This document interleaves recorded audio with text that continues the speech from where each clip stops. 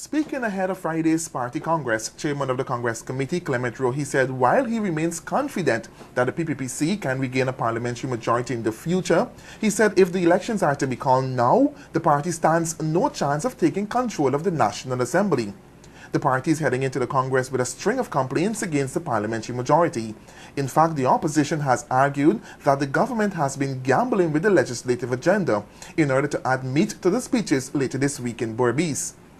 Last week, when the government refused to move ahead with the local government reform, the two parliamentary parties, a Partnership for National Unity and Alliance for Change, voted against a bill to declare the Milo Falls area a protected area.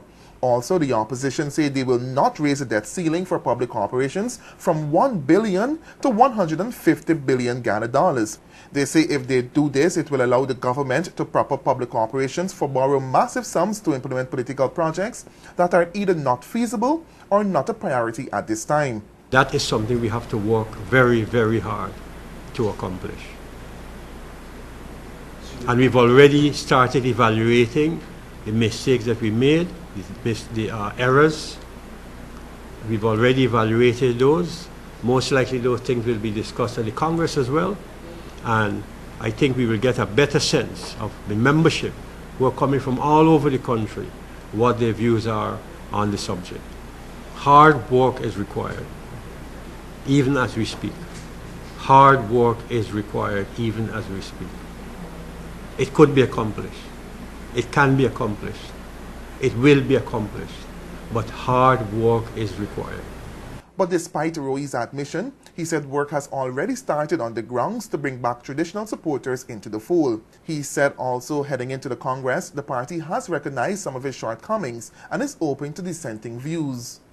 When a decision is finally made on the matter, and the comrade still finds himself in a minority, he must subject himself to the will of the majority, who would have pronounced at each stage of the process that they do not agree with the position he's advancing.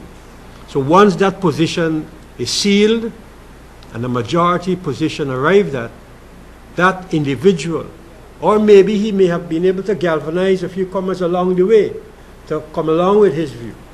But once the decision is finally made, that individual or that group must subject themselves to the majority position. Rohe also reiterated that the party he joined as a youth still remains steadfast in the ideology of the elimination of poverty, democracy, socialism, ethnic unity and solidarity, and also tolerance for contrary views. Leroy Adolphus, Capital News.